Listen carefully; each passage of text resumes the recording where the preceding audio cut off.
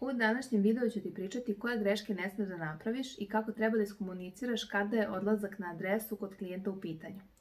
Ako ovo ne iskomuniciraš ti, to niko ne može da uradi umjesto tebe i sve što ti budem rekla u ovom videu, znaj da su mi mnoge mlade rekle dobro si se setila, to mi nikad ne bi palo na pamet da ih pitam.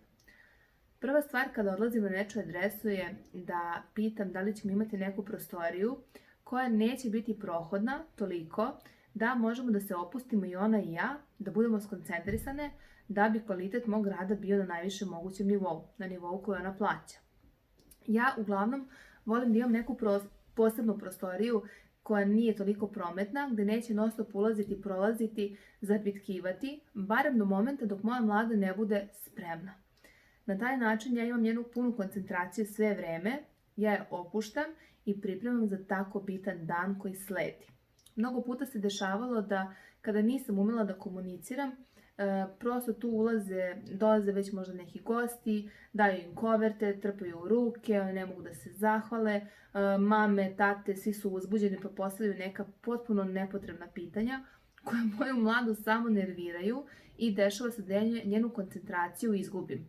A samim tim ona postaje nervozna i čeka da se taj proces što pre završi.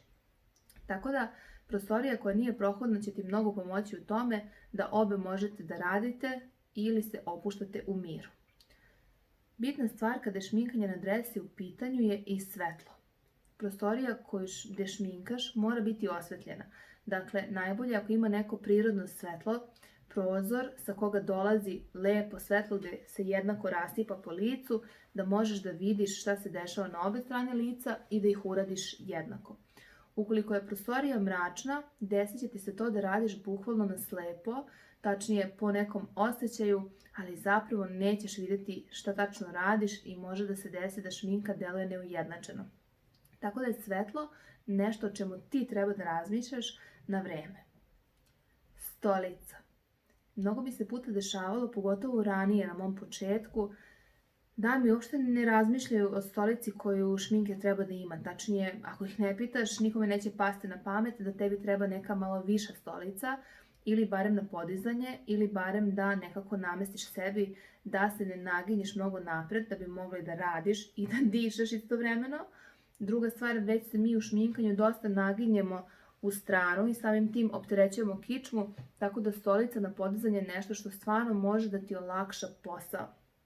Ja uglavnom od kako vozim nosim stolicu sa sobom jer niko nema toliko visoku stolicu ili toliko da može da se podigne kao što imam ja i često zamolim mladu da me dole ispred zgrade sačeka brat ili mladoženja ili neko od ukućana ko će mi pomoći sa tom stolicom, a pored toga ja nosim nekih 3 kg šminke pa mi samim tim treba pomoći do stana. To nikada nije problem kada organizuješ na vreme, a kada dođeš na adresu i shvatiš da je stolica niska ili pak neko misle da može da sedi u fotelji dok ga ti šminkaš ili na nekom tabureu, to stvarno može da bude opterećenje za tvoju kičmu, ti ćeš jedva čekati da završiš taj posao i može da se desi da nećeš ispuniti kvalitet koji želiš, jer prosto ćeš osjetiti bol u leđima koji ćeš jedva čekati da prestane, a prestaće završetkom tvog rada. Tako da stolica je nešto što svakako treba da obezbediš sebi ili ako se desi da baš nije moguće ni da mlada obezbedi ili da pita komšiju ili nekoga da li to ima, uvek namesti sebi onako neke visoke, tačnije neke jastuke da ti pozicija u kojom ti klijent sedi bude što viša, da prosto možeš da vidiš i da lepo priđeš licu. Meni je bitna stavka da imam i gdje da stavim tu šminku koju donesem. Dakle, koliko god ja znala da moja mlada želi određenu šminku, ja moram poneti više šminke, po 2, po 3 kile šminke, jer nikada ne znam da li će se ona dok ja dođem, tokom rada predomisliti. Da li će hteti jače ili nešto drugačije, tako da ja moram imati sve što mislim da će mi biti neophodno.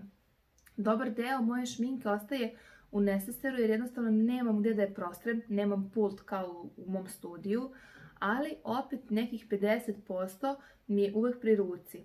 I ako se desi da nemaš sto na koji ćeš to da staviš, nećeš prosto moći da budeš brza i kvalitetna, već ćeš non stop tražiti i rovariti po neseseru i može da se desi da tu izgubiš neko vreme koje ti je neophodno da provedeš u radu. Takođe, bitno mi je da mi se mlada opusti, a to je moguće samo ako ukućani, koji su takođe uzbuđeni tog dana, ne budu blizu, da postavljaju gomilu nepotrebnih pitanja. Mnogo se puta dešavalo da mi devojke bukvalno šminkaju se, dolazi tata, mama, gde su mi manžetne, gde mi je košulja, gde mi je brus. Znači, to se ne zna gde ko bije jer uzbuđenje vlada, adrenalin sve njih puca i to je sve u redu, ali kad se spremiš. Dok se ne spremiš, tebi treba mir, opuštena atmosfera i da pustiš tvog šminkera da radi posao za kog si ga platio. Ne smete da dozvolite sebi da ne iskomunicirate, jer mnoge stvari ćete se samo vi setiti. Ljudi kod kojih odlazite da ih šminkate, neće im prosto pasti na pamet. I mnogo puta mi devojke kažu, dobro si me to pitala, nikad mi ne bi palo na pamet.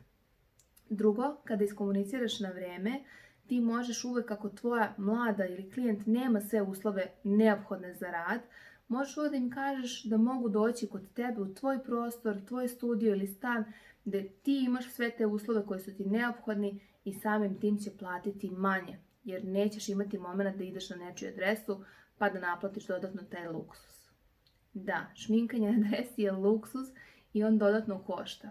Košta sve tvog cimanja, tvog truda i tvog troška, kako goriva, tako i ostalih termina koje nećeš moći da uradiš za redom, zato što ćeš imati taj prostor od momenta kada napustiš studio, uradiš tu šminku, spakuješ sve stvari koje si izvadila i vratiš se nazad. Tako da nije loše da sve to iskomuniciraš na vreme, jer ćeš tako i tvojim klijentima dati dodatnu opciju, a ukoliko im je baš bitno da dođeš na njihovu adresu, znaće to da cene, jer si na vreme postavila sve kako jeste.